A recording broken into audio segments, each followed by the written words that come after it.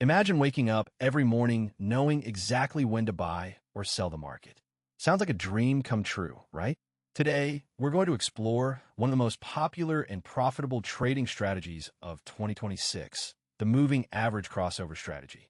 In this video, we'll dive into the complete backtesting guide, including specific parameters, entry/exit rules, and real-world results. This strategy has been making waves among retail traders, and for good reason. By combining two moving averages, we can identify trends, anticipate price movements, and make informed trading decisions. But what makes this strategy so effective? Let's break it down. The moving average crossover strategy involves two key components: a short-term moving average, SMA, and a long-term moving average, LMA. The SMA is typically set to 20 to 30 periods, while the LMA is set to 50 to 100 periods. For this example, we'll use a 25